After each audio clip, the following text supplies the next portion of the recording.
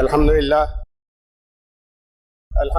الذي حمدا كثيرا كما امر واشهد ان لا اله الا الله وحده لا شريك له واشهد ان سيدنا ونبينا ومولانا محمدا عبده ورسوله. برادران کرام،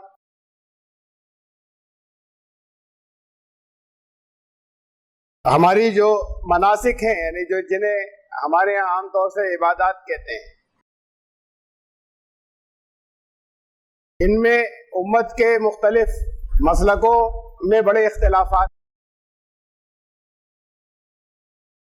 نماز کے ان کے طریقوں میں، نماز کے طریقے میں بہت اختلافات، نماز کے اوقات تک میں اختلاف کہ عصر کی نماز کا وقت شروع ہوگا جہاں پر کسی چیز کا سایہ اس کے برابر ہو جائے یا اس کا دگنا ہو جائے، اس پر اختلاف ہے.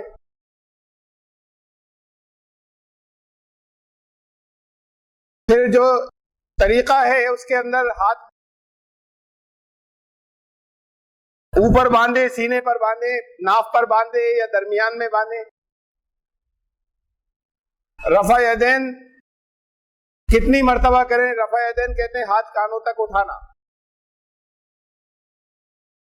حنفی لوگ جو امام ابو حنیفہ کے مسلک پر ہیں وہ کہتے ہیں کہ صرف ایک مرتبہ نماز شروع کرتے وقت اللہ اکبر کہنے کے بعد تکبیر تحریمہ کے بعد رفع یدین ہوگا، یعنی ہاتھ اٹھائے جائیں گے کانوں تک.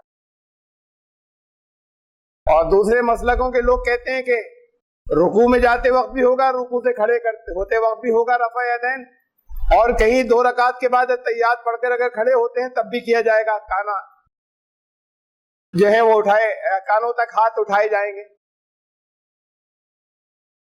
پاؤں ملا کر کھڑے ہوں یا پاؤں کے درمیان کا فاصلہ درمیانی ہو یا پاؤں کا فاصلہ بہت زیادہ ہو، ٹخنوں سے ٹخنے سچ مچ چھوئے جائیں یا نہ چھوئے جائیں، اس پر اختلاف ہے. سجدوں کے درمیان میں، دونوں سجدوں کے درمیان میں بیٹھتے ہیں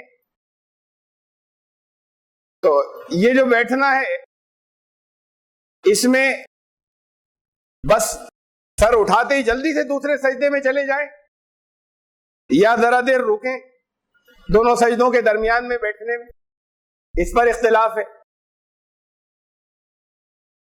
جب سجدے کے بعد کھڑے ہوں تو سیدھے کھڑے ہو جائیں یا پہلے ذرا سا بیٹھے ہوں پھر کھڑے ہوں، اس پر اختلاف ہے. آمین ہلکے سے کہیں نمازی یا زور سے کہیں، اس پر اختلاف ہے. اور بہت سے ہیں، یعنی ہمارے مناسک میں جنہیں عبادات کہتے ہیں ان میں سب سے اہم نماز ہے. نماز پر تھوڑے نہیں بہت اختلافات، اور پھر یہ اختلافات، ان اختلافات میں شدت بھی بہت ہے.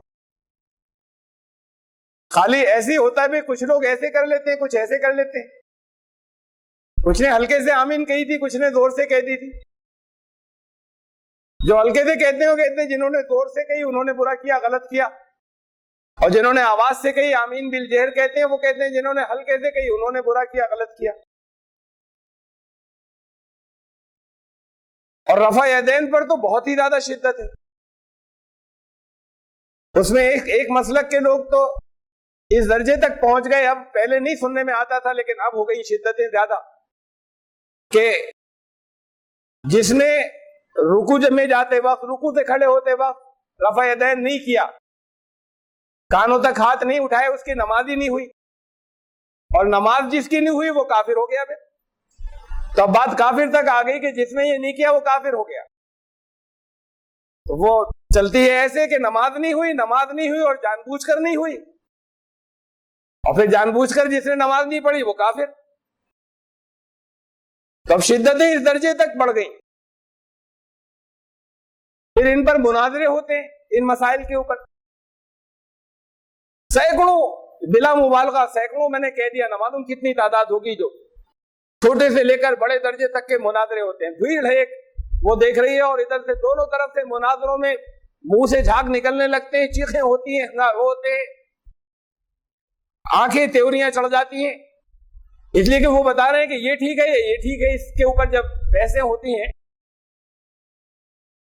اور ایک زمانے سے سینکڑوں سال سے ان مناظروں میں طے کبھی کچھ نہیں ہوا آج تک. بھئی طے ہو جاتا, بیٹھ کر بات چیت کی تھی اور سینکڑوں مناظرے ہوئے یا ہزاروں, اس میں طے بھی ہو جاتا کہ اچھا یہ ٹھیک ہے ایسے کر لیا کریں گے. سب لوگ یہ طے جتنے یہ مانتے, جتنے ایک حصہ مانتے تھے وہ اسی پر اٹھ کر گئے, اور جو دوسرا حصہ مانتے تھے وہ اسی پر اٹھ کر گئے. سلسلہ ختم نہیں ہوتا, جاری ہے. اب وہ جب اٹھتے وہاں سے تو ایک دوسروں کے لیے دنوں کے اندر کچھ پھانس بھی ہو جاتی ہے, وہ تو وہاں کا ماحول ہی ایسا رہا ہے جو مناظروں کا بہت سے ہوا کرتا ہے کہ ایسا ہے کہ جیسے ایک دوسرے کو بالکل بس ختم کر دیں گے. انداز یہ بن جاتا ہے, چیخنا اور دانت کھینچنا اور تیوریاں چڑھانا اور شور اس کے اوپر, اور پھر ایک طرف کی پبلک کھڑی ہوتی ہے انہیں سپورٹ کرنے کے لیے, دوسری طرف کی پبلک کھڑی ہوتی ہے وہ اپنے مسلک والے کو سپورٹ کرنے کے لیے, اور پھر نعرے اس پہ نعرے تکبیر اور اس پہ طرح طرح کے لگتے ہیں, اور یہ دلیلیں دے رہے ہیں تو وہ شور مچا رہے ہیں سنیں گے نہیں, یہ دے رہے ہیں تو وہ شور مچا رہے ہیں کہ سنیں گے نہیں. یہ تیاریاں ہمارے ہاں کفر کے خلاف نہیں ہوتی, آپس میں ایک دوسرے کے خلاف خوب تیاریاں ہوتی, خود ہی چلی آئی ہیں. بیٹھ کر تیاری کریں سارے لوگ مل کر کے کفر کے خلاف ہمارے پاس کیا کیا دلیلیں ہیں, انہیں کیسے سمجھائیں, کیسے صحیح راستے کے اوپر لائیں. یہاں صحیح راستہ ہی طے نہیں ہے آپس میں, اور صحیح راستہ سارا اس جگہ پر آ گیا ہے کہ ہاتھ یہاں بنیں گے یہاں بنیں گے, رفع یدین ہوگا یا نہیں ہوگا, آمین زور سے کہیں گے یا ہلکے کہیں گے. دونوں طرف کے مسلک کے لوگ اپنی اپنی حدیثیں پیش کرتے ہیں. رسول اللہ صلی اللہ علیہ وسلم نے کہا تھا, فرمایا تھا, صلو کما رأیتمونی صلی, نماز ایسے ادا کرنا جیسے تم مجھے دیکھتے ہو نماز ادا کرتے ہوئے. اب اختلاف سارا اس پر ہے کہ ایسے ادا کی تھی یا ایسے کی تھی. یہ تو وہ چیزیں جو رپورٹ ہو گئی, اور بڑی اہم چیزیں لوگوں نے غور نہیں کیا بعد میں اور رپورٹ نہیں ہوئی, اس کا کیا ہوگا, وہ تو چھوٹ ہی گئی. میں نے ایک مرتبہ بتایا تھا خطبے کے اندر کہ ہمارے جو پوسٹرز ہوتے ہیں, یعنی یہ جو ہیئتیں ہوتی ہیں رکوع کی اور کھڑے ہونے کی اور سجدے کی,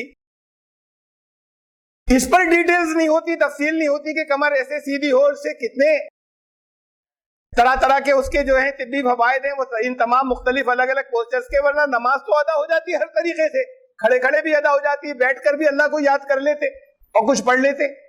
یہ کئی طرح کے پوسچرز کیوں ہیں, کئی مرتبہ کیوں ہیں, ان کی اپنی حکمتیں تھیں اور فائدے تھے, وہ فائدے سارے غائب اس لیے کہ اس پر کسی نے اتنا غور نہیں کیا کہ یہ بتاتے کہ ایسے یوں تھی اور یوں نہیں تھی.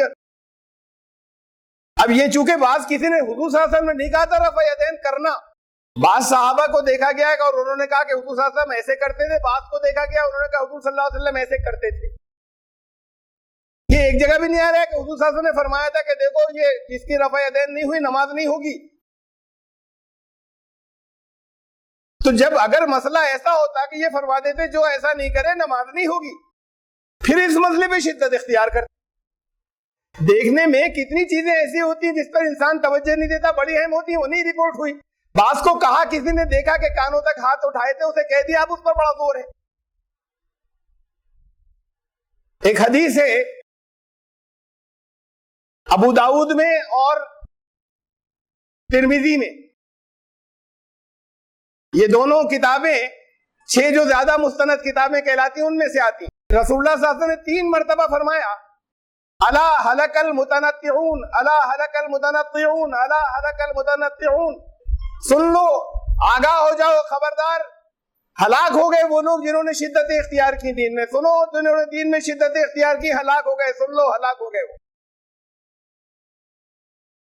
تب جب آپس میں ایک دوسرے کے گریبان ان باتوں پہ پکڑتے رہیں گے اور ایک دوسرے کو کافر قرار دیتے رہیں گے, یا یہ ہوگا کہ صاحب یہ تو کوئی جیسے الگ دین ہے اور وہ کوئی الگ دین ہے, جہاں دونوں طرف سے طریقہ یہ آ جائے گا کہ یہ کسی اور دین کا, یہ کسی اور دین کا, انداز ایسا بن جائے گا, تو پھر ہلاک تو ہو ہی گئے. ہلاک ہونا خالی دین کے اندر اسے تھوڑی کہتے ہیں کہ مر کے گر گیا. چلتے پھرتے قرآن شریف نے تو انہیں کہا ہے کہ یہ زندہ نہیں ہے, یہ مردہ ہیں, کہ جو ایمان کو نہیں جانتے اور صحیح راستے کے اوپر نہیں ہے, تو انہیں ہلاک ہونا کا یہ بھی ہلاک ہونا ہو گیا نا. کہا جنہوں نے دین میں اپنے شدتیں بہت زیادہ اختیار کی وہ ہلاک ہو گئے. حدیثوں کا سارا ذخیرہ اٹھا کر دیکھ لیجئے، تاریخ کا سارا ذخیرہ رسول اللہ صلی اللہ علیہ وسلم کی حیات مبارکہ کا اٹھا کر دیکھ لیجئے، آپ کو سوالات بہت کم ملیں گے صحابہ سوال نہیں کرتے تھے، بہت کم موقعوں کے اوپر کبھی سوال کرتے تھے، اور جتنے سوال ہوئے بھی ان میں سے زیادہ تر وہ جو دور کے علاقوں سے آتے تھے وہ کچھ کر لیتے تھے، کبھی کبھی جو بالکل کچھ نہیں جانتے تھے انہوں نے کہا یا رسول اللہ ایمان کیا ہوتا ہے، یا رسول اللہ کوئی مختصر سی بات بتا دیجئے ہماری نجات کیسے ہوگی۔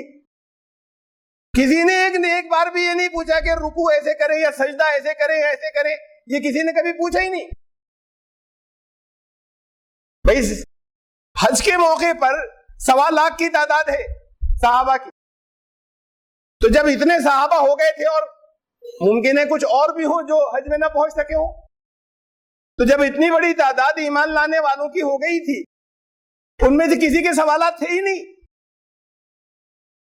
یہ مزاج تھا دین کا کہ یہ آپ کو اصول بتا دیے، موٹی موٹی سی باتیں بتا دی، باریکیاں مت چھانو،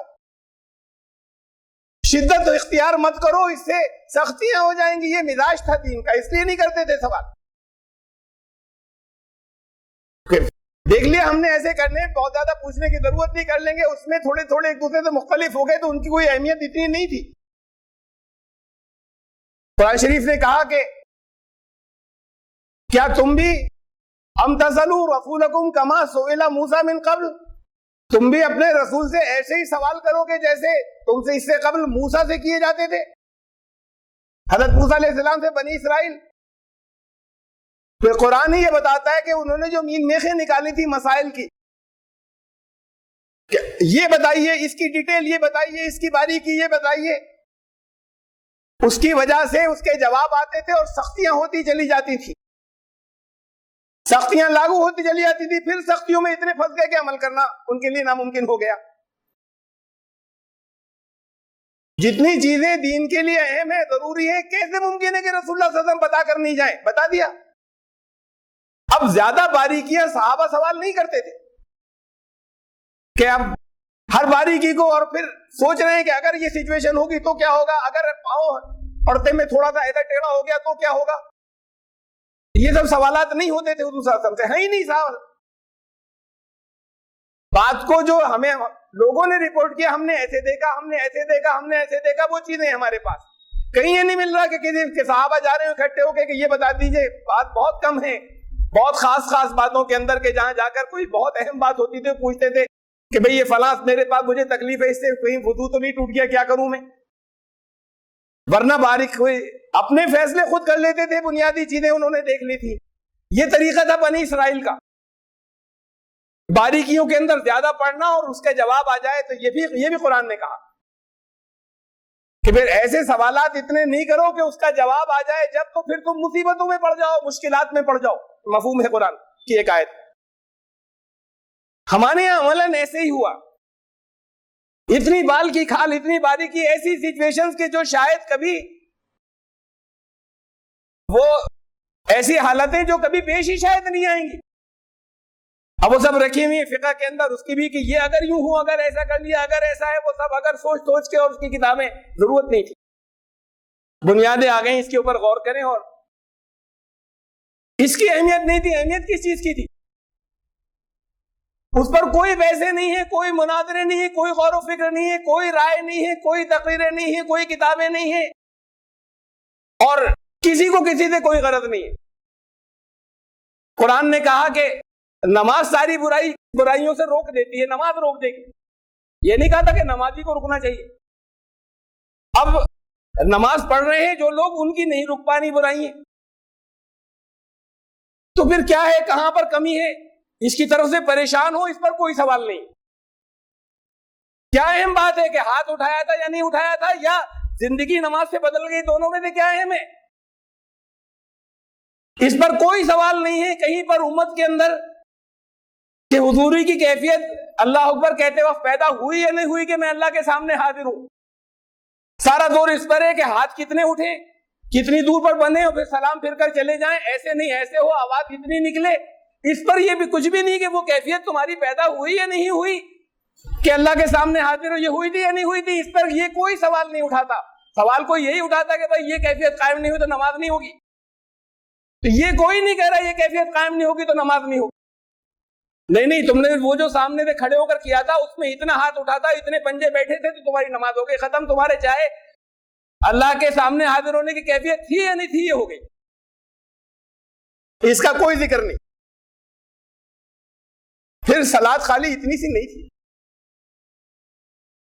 اب یہ تو خالی، یہ تو سب بس ان پریکٹسز پہ آ گیا نا کہ اس درجے کی، جیسے میں اسے نہیں کہہ رہا استغفر اللہ، لیکن میں مقابلہ کر رہا ہوں، ایسے ہو گیا جیسے ہندوؤں کی پوجائیں ہوتی ہیں، پوجا سی رہ گئی ہے خالی. اس سے جو چیز حاصل ہوتی انہیں کچھ بھی حاصل نہیں ہوتا. یہاں اس سے بھی کچھ حاصل نہیں ہوتا. یہ تو قرآن کہہ رہا ہے کہ کیا حاصل ہونا چاہیے تھا وہ نہیں ہو رہا حاصل، وہاں اس سے کچھ حاصل نہیں ہوتا.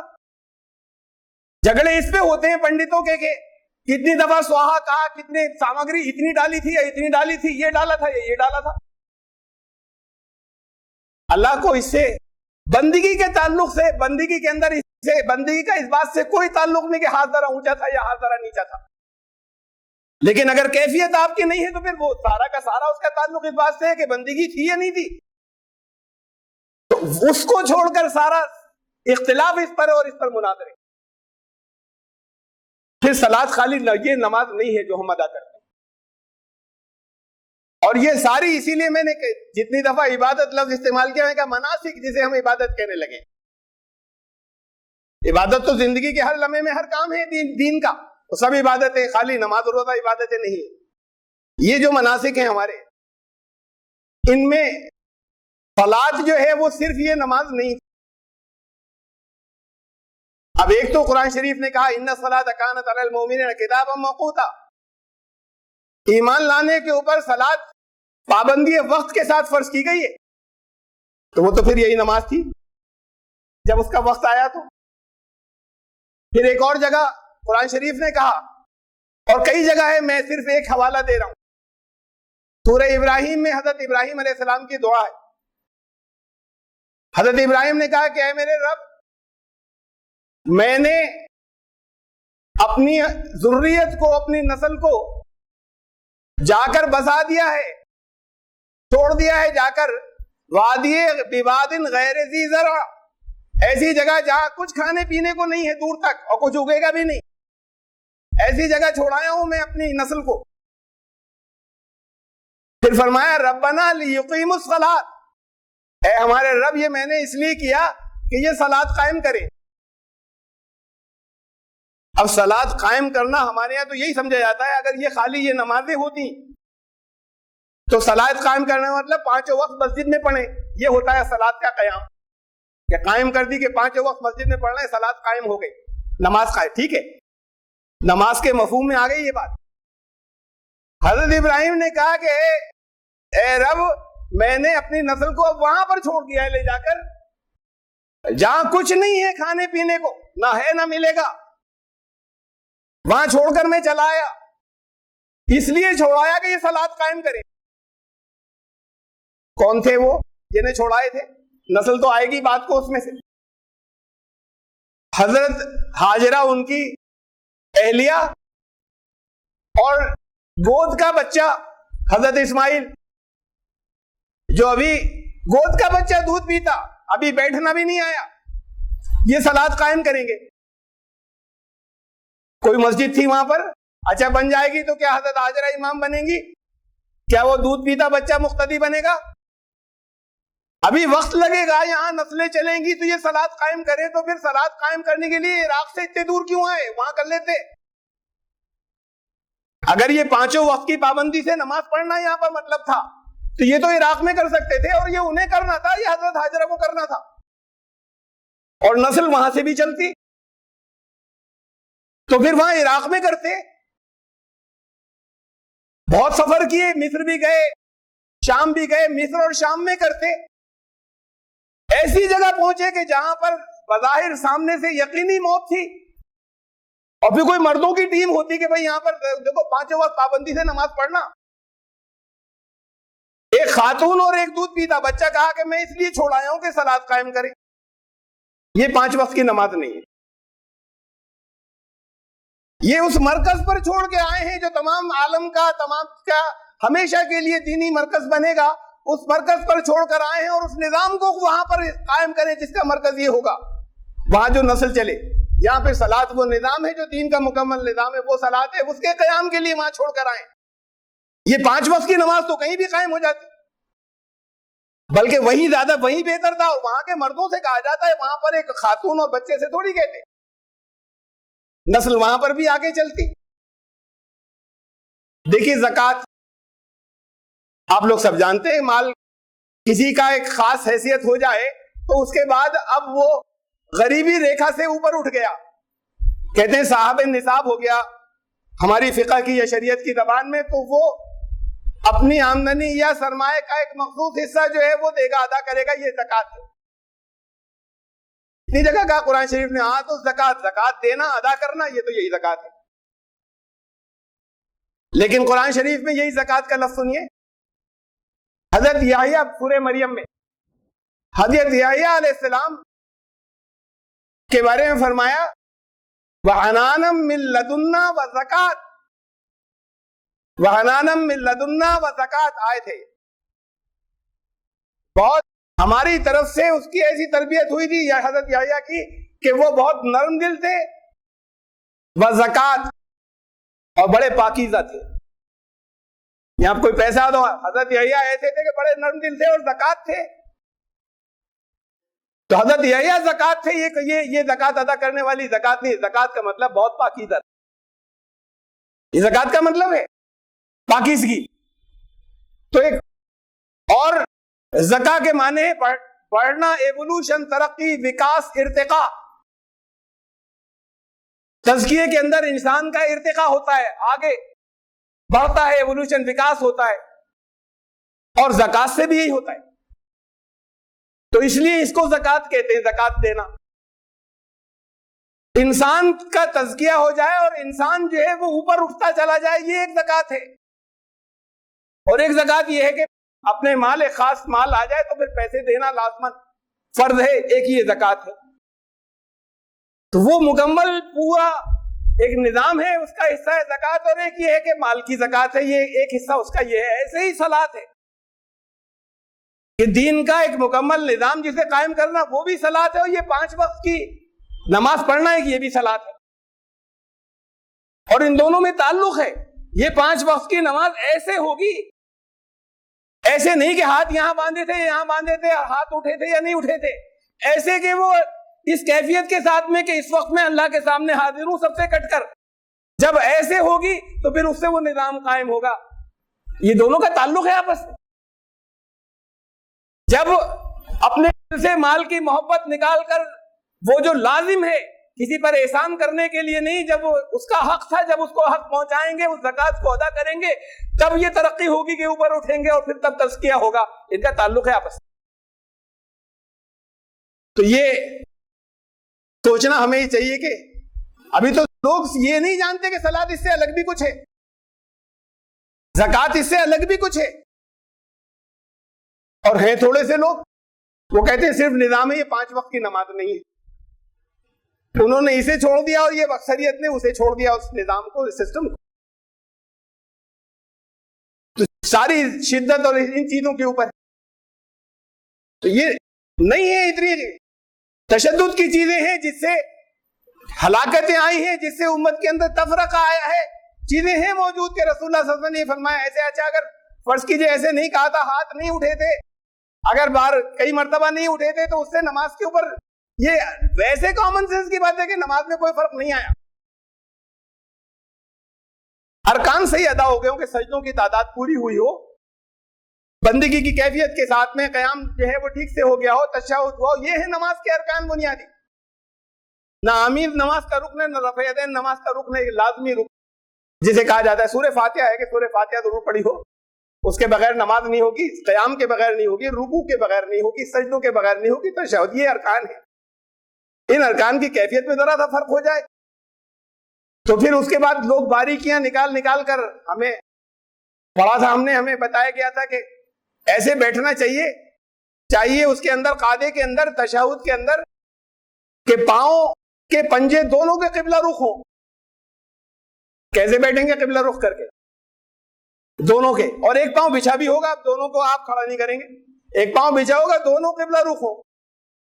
تو پھر تفصیل اس کی یہ ہے کہ ایک پاؤں تو ایسی ہو جو کھڑا ہوتا ہے, وہ ذرا سا اور خوب اس پہ زور پڑ کے ایسی ہو جائیں کہ قبلہ رخ ہو جائے, وہ کھڑی نہیں رہے. اب بڑا پریشر پڑے گا, چلیے کر لیا آپ نے. دوسرے کی کیسے ہو؟ وہ دوسرا جس پر بیٹھے بچھا ہے اس کی انگلیاں اس پاؤں سے ٹکرائیں اور پریشر اس کے اوپر یوں پڑے کہ وہ بھی ادھر کو ہو جائیں, قبلے کی طرف کو.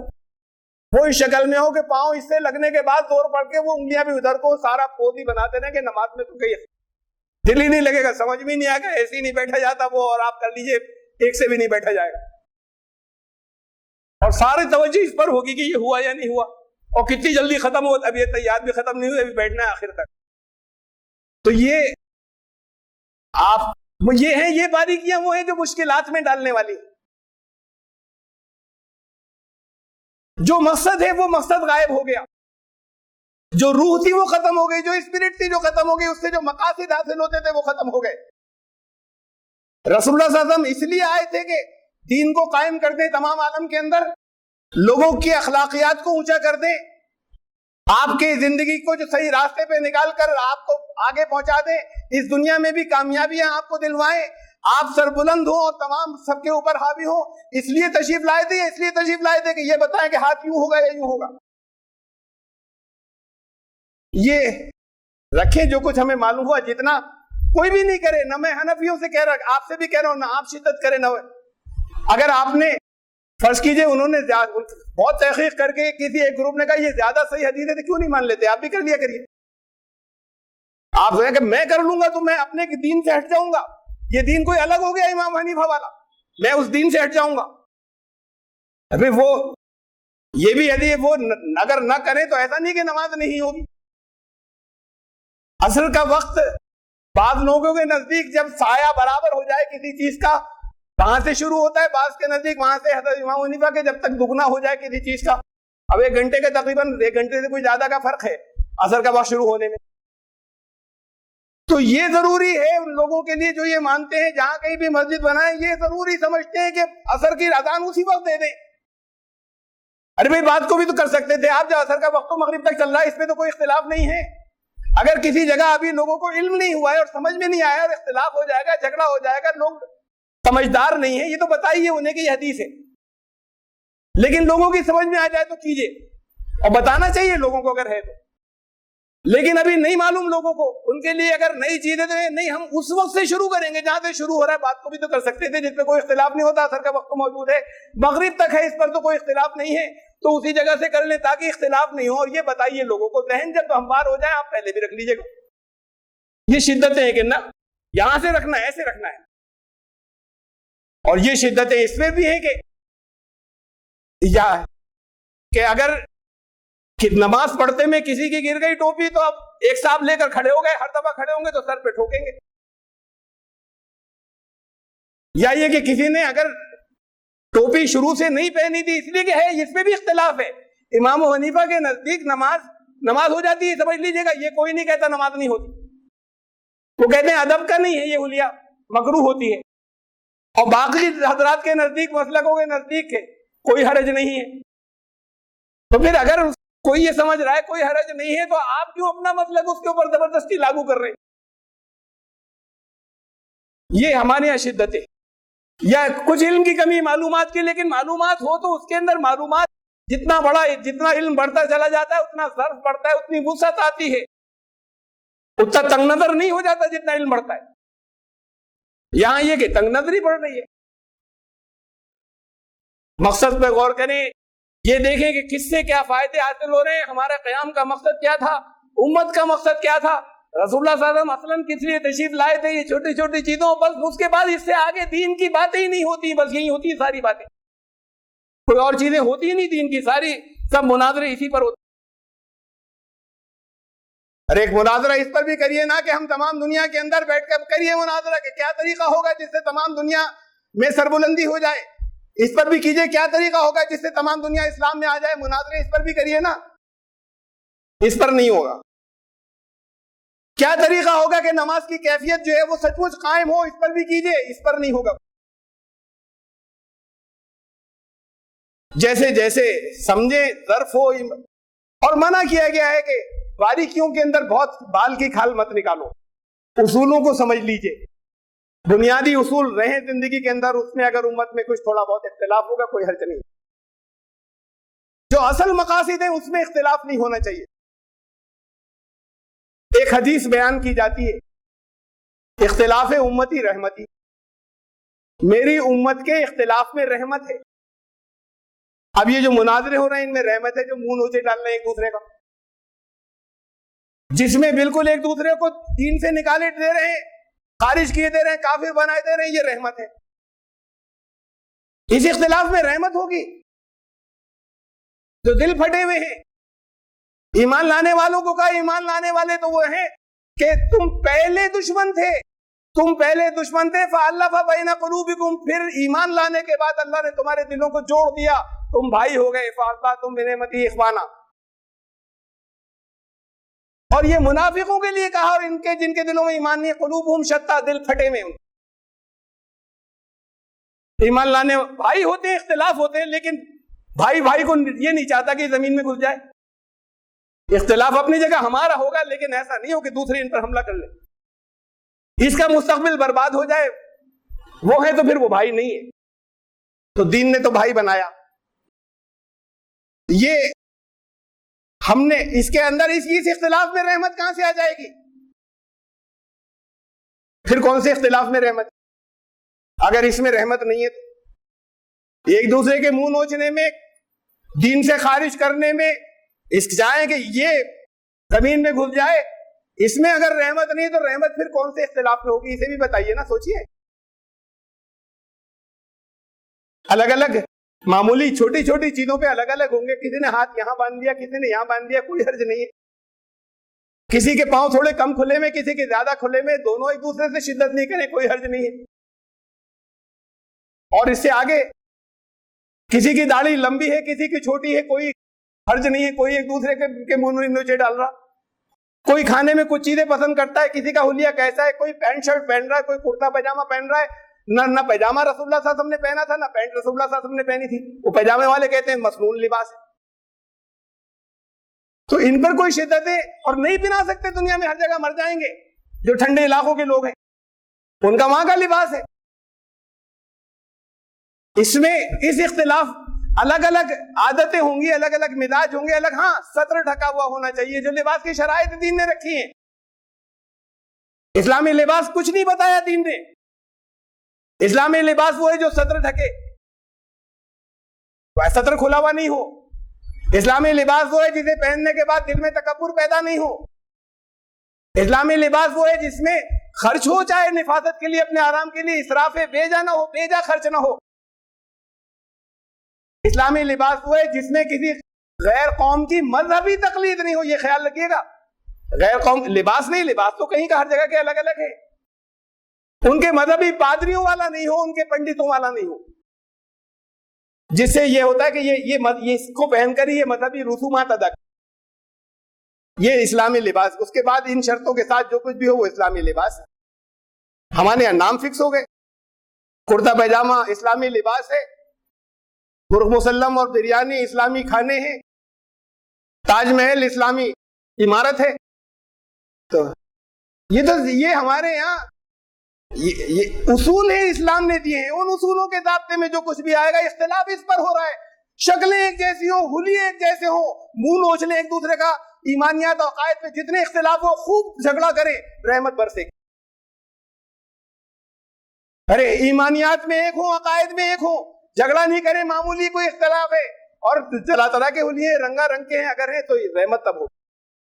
اس کے بعد بھی بھائی ہوں گے سب آپس میں، رحمت تو تب ہوگی۔ یہ ہے اختلاف امتی رحمتی، میری امت کے اختلاف میں رحمت ہے، اور اگر یہ نہیں ہے تو پھر وہ حدیث غلط ہے، پھر رسول اللہ صلی اللہ علیہ وسلم نے نہیں کہا ہوگا۔ وہ ایک دوسرے کو کھسوٹنے کے اور دین سے نکالنے کو کے اختلاف کو رحمت نہیں کہہ سکتے۔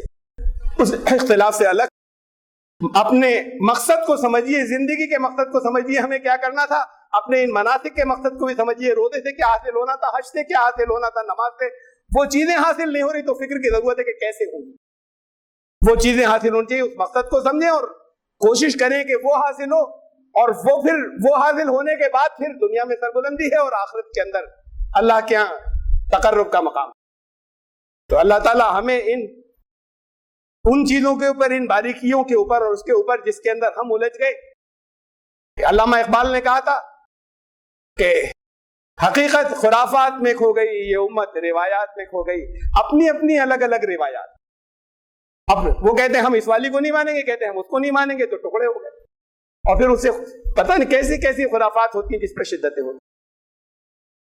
ہمیں صحیح مقصد پر اور پھر اس مقصد پہ آگے بڑھنے اور سربلندی اور پھر اللہ کے یہاں بھی قابل قبول ہو ہمارے اعمال, اس راستے کے اوپر ہمیں جمے رہنے کی اللہ تعالیٰ توفیق عطا فرمائے اور اس راستے کی طرف ہماری رہنمائی فرمائے. بارک اللہ.